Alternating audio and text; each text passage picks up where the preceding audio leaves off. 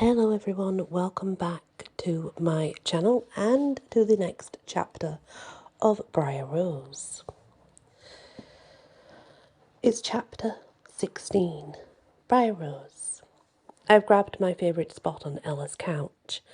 Chinese takeout sits on the coffee table before us. Sure, Knox said he'd bring over food, but I'll just eat that too. In my life, carbo loading is an essential form of therapy. That said, our supplies for the evening go far beyond Chinese takeout. Elle and I also have 3 pints of Ben & Jerry's in the freezer, along with the binge-watch fiesta of Stranger Things, ready to go on TV. After all the craziness with Philpott at the Sham, it's time for some fun with Ella. I grab an egg roll and stuff my face. Meanwhile, Ella sits at the far end of the couch, staring at her hands and looking super guilty. What? I speak through a mouthful of food. Aren't you going to eat? I also can't help notice that Ella is still wearing her suit, while I've taken upon myself to borrow a pair of her skinny jeans and a long sweater. I just need to clear the air. No, you don't. Eat. I'm so sorry I wasn't there for you back at the Sham. Heather rolls per phone. You sent me like a million texts. I keep stuffing my face, but I don't correct her. It was totally annoying that we couldn't get in touch. What happened? Why'd you go off the grid? Alec and I decided to take a walk and get some coffee. I was teasing him, and we decided to both shut off our phones and, well, that's it. Don't worry about it. Are you sure? Just so you know, I got you a first edition of Alice's Adventures in Wonderland for your birthday. First of all, that is so awesome about the gift. I can't believe it. Ella knows how much I love Alice in Wonderland, and it's just the most amazing book. But you didn't need to say a thing about presents. I'm the one who should be gifting you gifts and apologising. Ella shrugs. Right. I decide that now is a good time to stare at the floor. Yep, still there. No, it's true. We have bigger things to talk about. Like how you dumped Philpott. That was awesome, by the way. Nope, even bigger than that. I set down the dumpling I picked up, just to show how serious this particular topic is. I kissed Knox. Ella bounces a little on the couch. You did? Or he kissed me. I squint, thinking back through the experience. Whatever, it was definitely a mutual thing.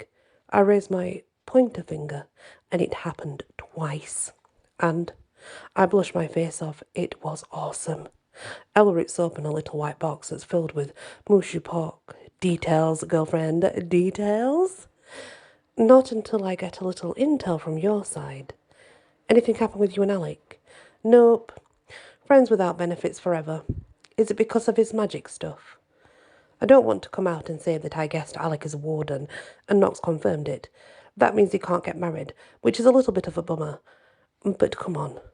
We're 17 and no one's worrying about getting hitched now. No, it's not that. It's his family.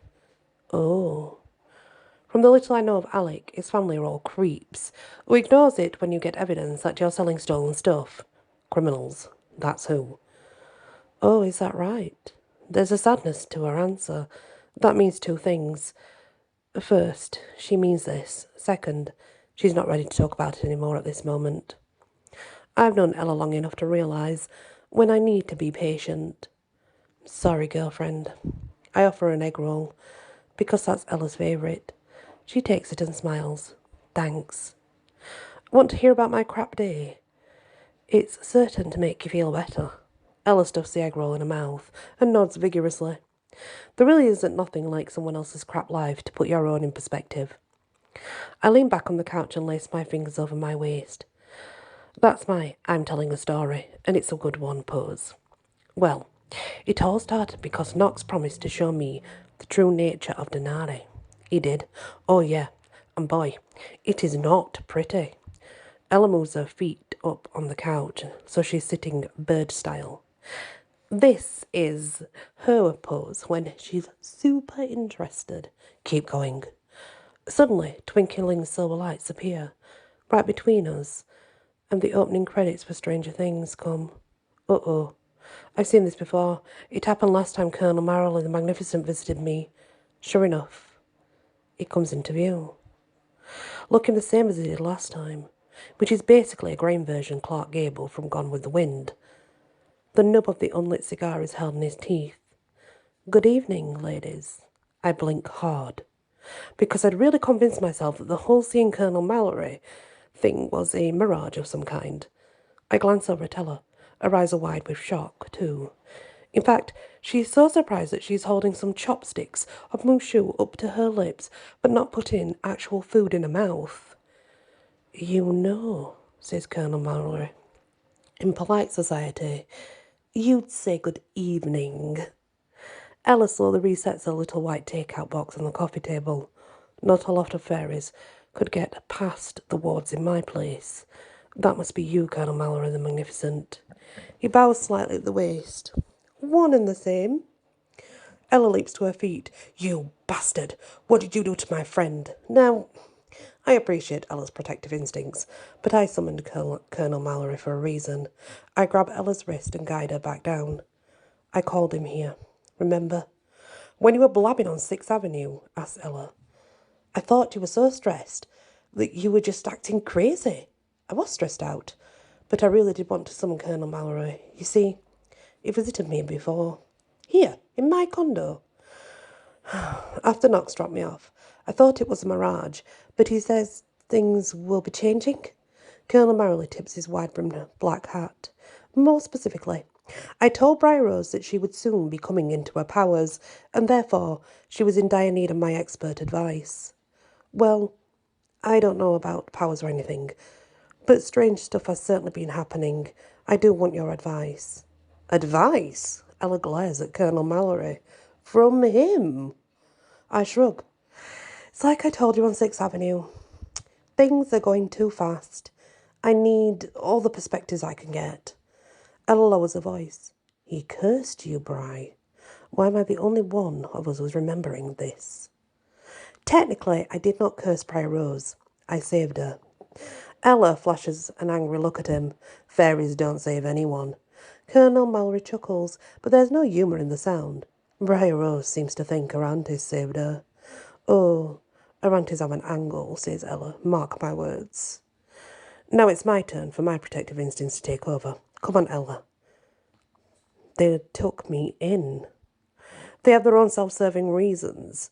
Ella folds her arms over her chest. You just don't know what they are yet. You've been saying that since we were kids, and we have yet to find any ulterior motive for them to have adopted me. Colonel Mallory rests his elbow on the top of the television monitor. Interesting as this conversation may be, I need to chat with Bryar Rose, and you need to go somewhere else. Ella narrows her eyes. Dream on. I'm staying. The edges of Colonel Mallory's mouth curl into a sly grin. You're powerful, sugar, but not that powerful. I frown. What are you talking about? Your best friend here is a fairy, just like me. My spine stiffens with outrage. That's impossible. She'd have told me that years ago, if that were true. I turn to face my best friend. Right? But Ella doesn't reply. Instead, she starts staring at her hands. That's not a good sign. In fact, it's a total guilt move, if ever I've seen one. The truth hits me like a freight train. You're a fairy? Really? Ella keeps staring at her hands and not answering me. I'm not leaving Bryar Rose. Holy crap. From Ella, that's pretty much an admission that she's known all along that she's really a fairy. But why would she hide that from me? From everyone?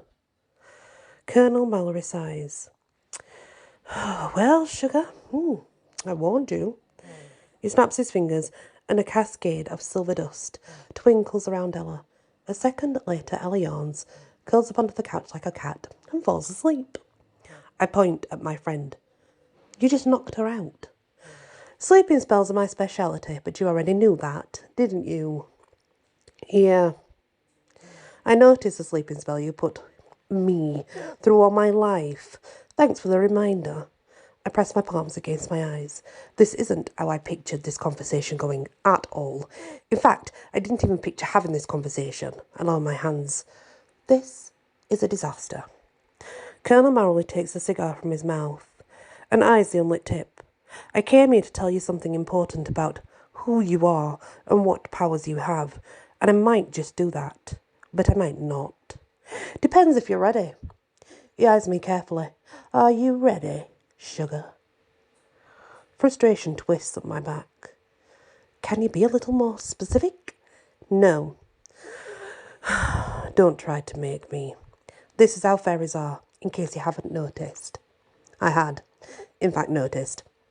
Fairies are arbitrary, self-serving and crazy-making in general. I stare at Ella's sleeping form. Is she going to be okay?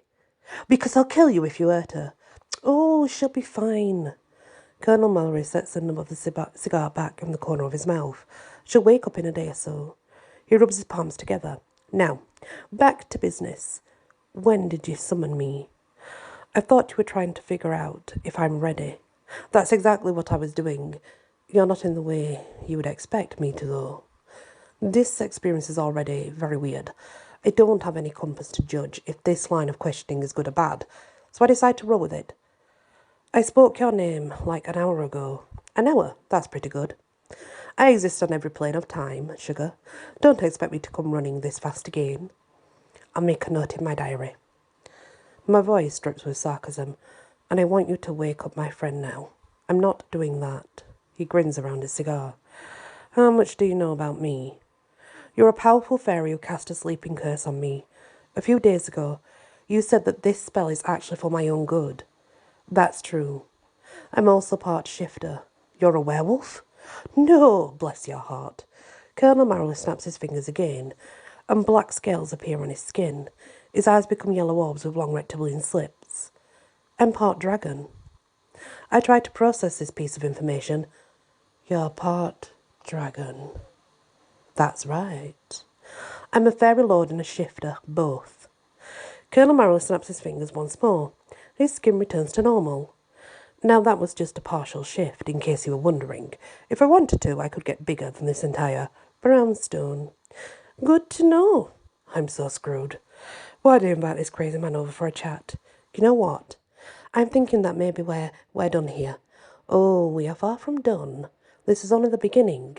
You and I will be spending lots of time together. Something to look forward to. Not.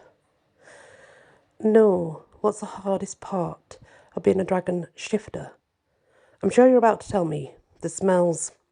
We're sensitive to them like nobody's business. Everyone has a scent. It can be overwhelming, intoxicating. Does that ring any bells to you? I want to tell him to shut up and glitter his way out of Ella's condo, but I can't. Something about his word. Well, these words knock at the back of my consciousness. This is important. I can see a few tiny bells ringing away in the pretty little head of yours. Now, reptile shifters soak in their environment. I'm forever too hot or too cold. That's not the way with other breeds, though. Some stay warm all the time. I grip my elbows. What are you saying? Something important, but you're not ready to hear it yet. If you were, then you'd be hounding me for the truth. Instead, I'm shoving it at you. I roll my eyes. This is such a fairy way of acting. If you let them, they'll talk riddles at you for hours. Out with it already. All right, if you insist. You, Bryar Rose, are part werewolf. Relief washes through me. Oh, my stars. You really had me going there. I'm not part werewolf. Yes, you are, sugar. That's why I saved you. I know what it's like to be part shifter. I couldn't stand by and watch someone strip away your animal. They wanted to take even more than that, to be sure. So I stepped in to help. I kept your animal alive with a special spell.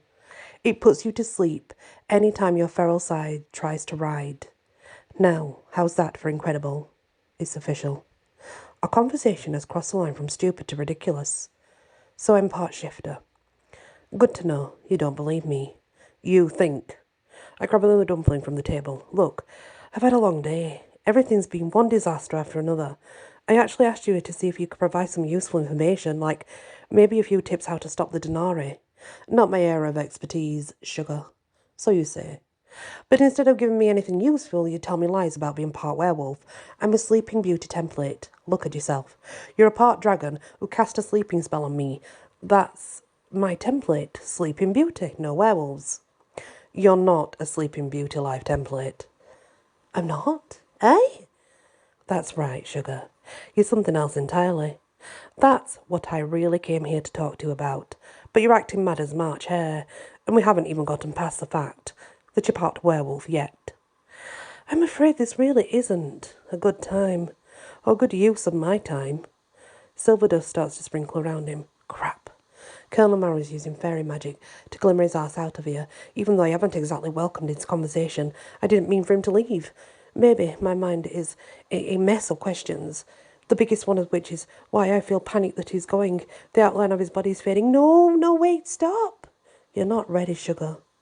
Call me again when you are. I'll try to get you as soon as I can. With that, Colonel Mallory vanishes entirely. I run my arms through the airspace where Colonel Mallory once stood. Nothing. Damn, that visit wasn't helpful. I slump back on the couch again. Beside me, Ella snores away. Be positive, Ella will wake up soon. You can resume your original plan of girl talk. When it comes to scheming, Ella is a pro. She'll figure something out in no time. My official phone rings. I scan the screen. Sure enough, it's my auntie's. I put the call through to voicemail, but they know where I am. At least if I pick up, I have a shot at them. Staying at our penthouse. Not sure if I could handle them coming over to Ella's. I take the call. Hello? Like always, my aunties have me on speakerphone and are all talking at once. I catch the phrases worried about you and poor Philpot. Lorelei's voice shouts out the rest. In my mind, I can imagine her elbowing everyone aside as she presses the receiver to her thin lips. Tomorrow should have been your wedding day. At those words, I remember Reggie's last song in the basement of the Charm. Bye. Sigh. Pretty girl cry. Your wedding day is when you die. I'll never marry Philpot. I told him today, and I never want to see him again. You don't mean that, says Lorelei. I grit my teeth. For a second, I debate about telling them off. However, my logical side points out that facing down my aunties is a big deal. If I lay into them now, they'll just crack out their magic and transport over here. Then what will I do? Sure, they aren't strong enough to transport into Ella's condo itself, but they'll hang out by the door all night. I'll be stuck here listening to them while Ella sleeps. No, I need to do this in baby steps. And my first step is to just get them off the phone. This time I won't even use any games. I don't want to talk to you right now. With that, I hit the end call button and turn off my phone. Yes, I just shut down my aunties without even telling an elaborate lie. That's awesome. For the first time being, my aunties may be dealt with, but everything else comes into nasty focus. I mean, talking to Colonel Mallory only made things worse. I'm part werewolf. What a load. And Ella has a mega fairy powers that she's been holding back from me. That bit seems true, considering Ella's recent confession. It's also totally depressing, though. I stare down at Ella. Colonel Mallory said he cast a harmless sleeping spell on her. But how am I to know what's really at work? Maybe Alec can help. I start to search for Ella's phone, since she's the one with his number. Of course, you can never find someone's phone when you're actually looking for it. I'm about to start tearing the condo apart when a knock sounds at the door. No doubt that's my auntie's. Crap. Sure, I've never hung up on them before, but I thought it would take more than that to make them transport over here. It's not like they have a ton of magic to toss around. My stomach twists with disgust. I'm sure they're here to lecture me about my lack of respect. I checked the clock. That was sure fast. They must have used magic to get over here. I know it's you, aunties. I'm not opening the door. After that, the pounding continues for 10 minutes, solid. This is standard anti-procedure. Usually I'd give in around 2-minute mark, but tonight I do a really good job of ignoring it. You can pound all you want. I won't open it. There. That's telling them. Perfect silence follows. A thrill of excitement zings through my limbs. Did I really wait them out? Did I set a boundary? And they actually paid attention? I'm tempted to scan the hallway and find out for myself. I keep staring at the closed door. More silence ensues. Oh, they really are gone. And I need to see evidence they left. Hey, what's the worst that can happen? I step up to the door. I undo all the locks and open it a crack. But the hallway is not empty, and it's not my aunties who are out there either. It's not even Knox. Philpot is here. Forget it, loser. We are broken up. I start to close the door in his face, but he slides his shiny Colhan covered foot right in the way. He moves so fast, his body is a blur. What's up with that? Philpot peers over my shoulder. I see you're alone. Ella is here. She's not the one I'm worried about. What's that supposed to mean? Did you expect me to be here with Knox or Colonel Mallory? As soon as the question pops in my mind, I dismiss it. This is Philpot being Philpot. That's all. I can't have you hanging around with other men, especially not a werewolf. It's just too dangerous. I shove on the door with my shoulder, trying to jam it shut. Philpot is way stronger than I thought he'd be. Why did I think it was a good idea to open the door? At some point, you'd think I'd just call it quits on making any decisions today, because my luck is zero. Go home, Philpot. Knox told you what you really are, didn't he? You know you're part werewolf. His words freeze me as good as any spell. What did you say? In my mind, I repeat what's now becoming my favourite mantra. I'm not a werewolf. I'm not a werewolf. So you do know, or at least you suspect the truth. I'm sorry, Bryar Rose.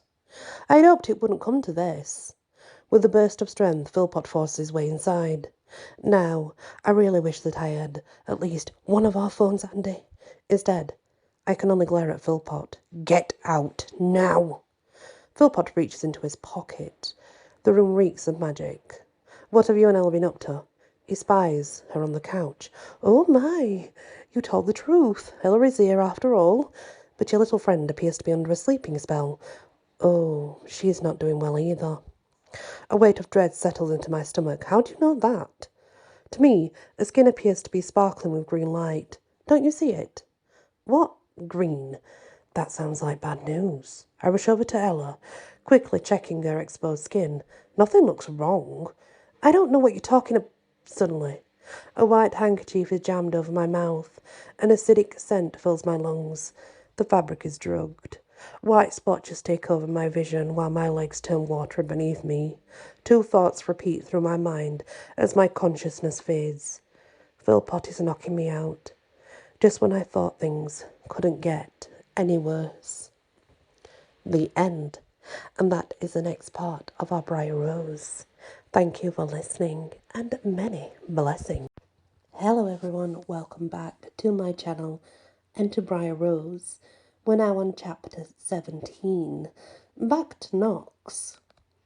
I follow the darkened sidewalk that leads to Ella's condo. With every step, my mind was through what I'll say to Bryar. How do you convince someone that they're a werewolf and need to shift immediately? Not easily. I'm still obsessing over the question when the familiar outline of Ella's building appears in my right. The way it looks has changed. I stop. The main door hangs cockeyed and open on its frame. That's wrong. Way wrong.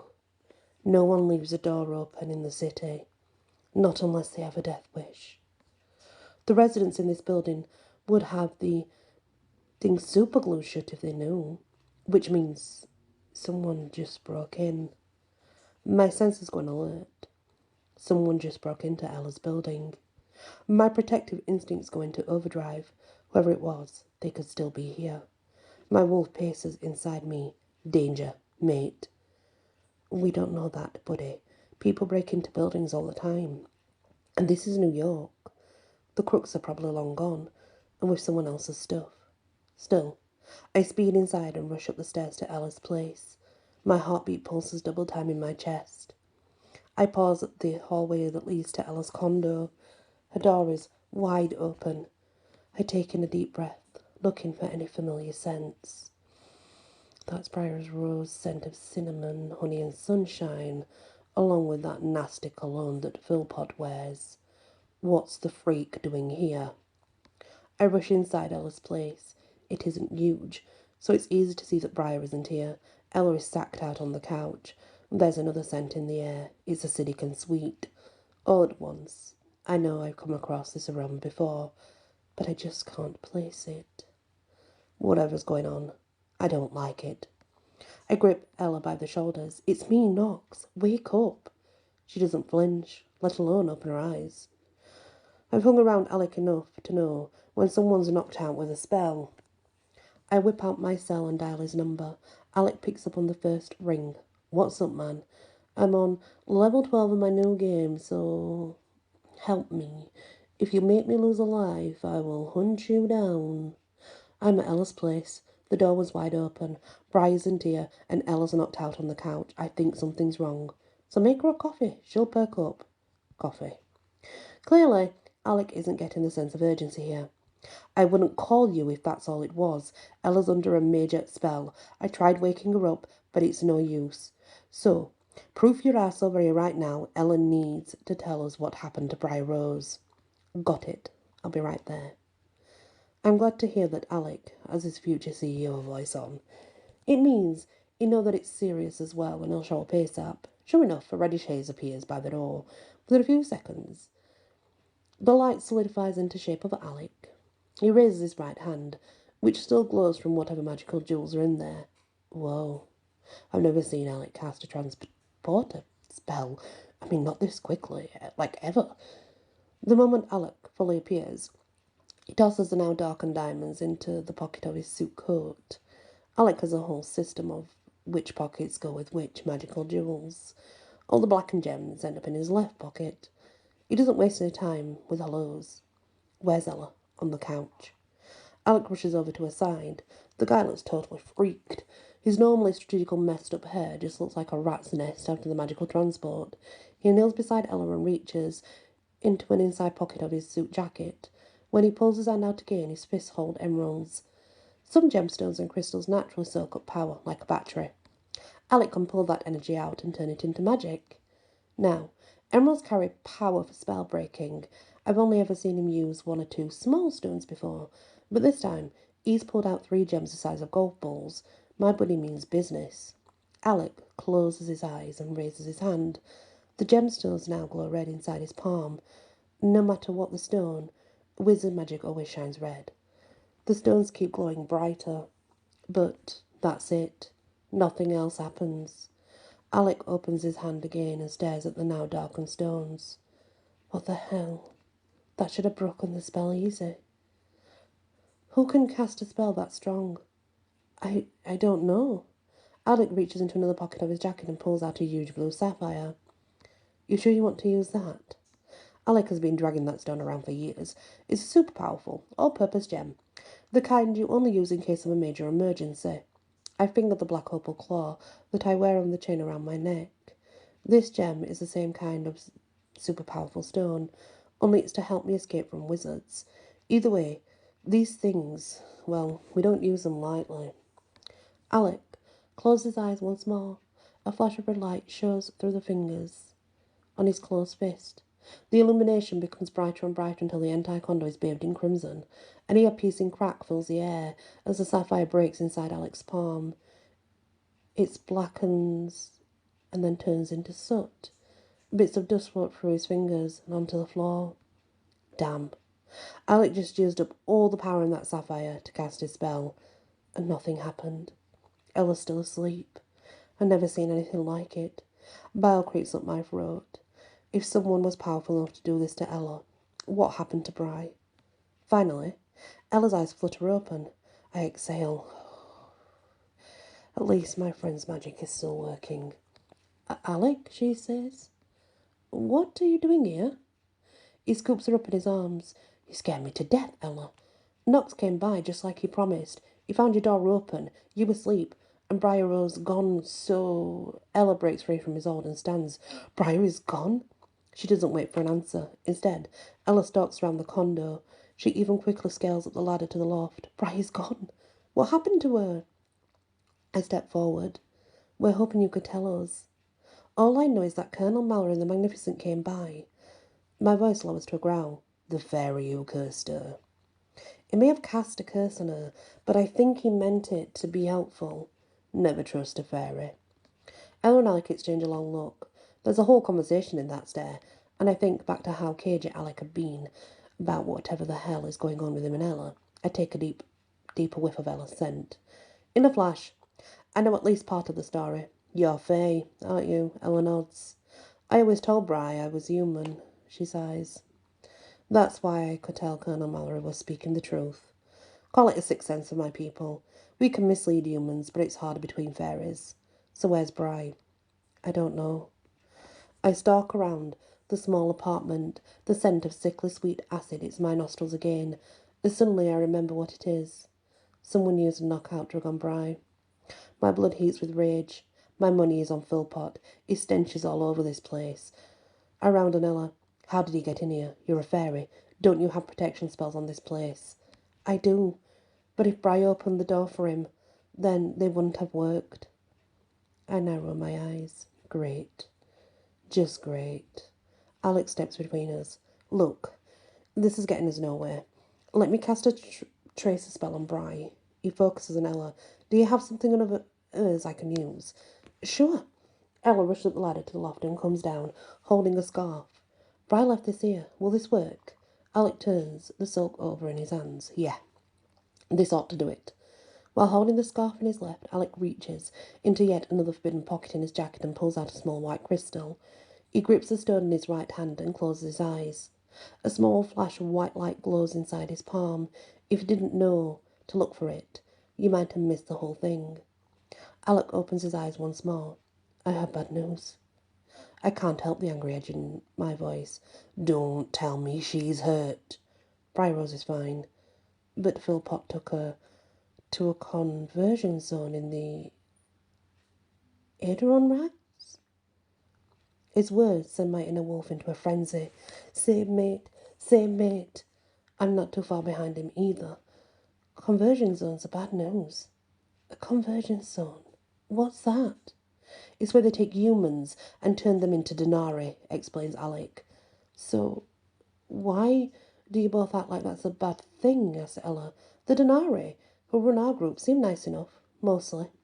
I go easy on Ella, but we don't have time for that. Let me put it to you plainly. Denarii, I mean the real denarii, are actually a cross between mummies and zombies. Bry will either get turned into a monster or eaten for lunch. Ella rolls her eyes. Mummies and zombies? No way. I con people for a living, and even I don't believe that story. Right. This is what happens anytime we have to explain the true nature of denarii. It's also why Alec and I keep Reggie around. He saves us days of convincing and disbelief. I decide to try a different approach. Look, how about I boil this down? Philpot has kidnapped Bry. The place where he's got her is a magically guarded compound near the mountains. Alec and I have been trying to sneak in for years without success. Now, either you'll help us or you'll get out of the way because we're going after her.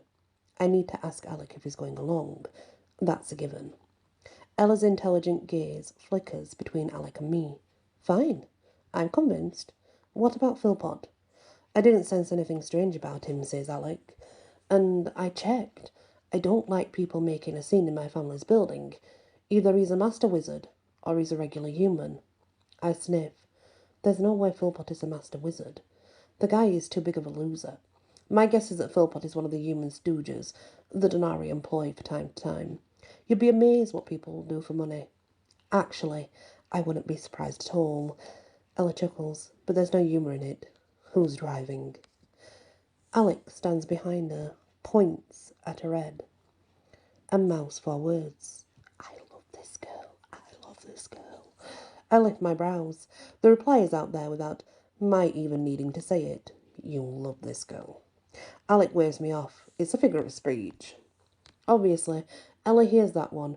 She turns around to scope out Alec. You two having a conversation over my head without me? I shrug. Yeah, we do that kind of thing all the time. Well, you can do it in the car from now on, because we're leaving. Alec heads towards the door. I have the perfect vehicle for this occasion, too. Cool, I'm calling shotgun. Ella pulls up the couch cushions until she finds her phone. After that, she starts speed dialing on the thing. I also have some friends in low places who owe me a few favours. I'm calling them in. Thanks, Ella. Alec turns to me. I have some special gems and spells I can bring along as well. What about you and werewolf friends? I've got a few surprises up my sleeve. I pull out my own phone and hit the number for Lucky's. Ready or not. I'm talking to Azizi. I need his special brand of help right now. No matter what comes, I'll free Bry, and after that, I will save a wolf. Anything else is simply unthinkable. And that's the end of this chapter of Bryar Rose. Let's hope they save her in time, eh? Many blessings.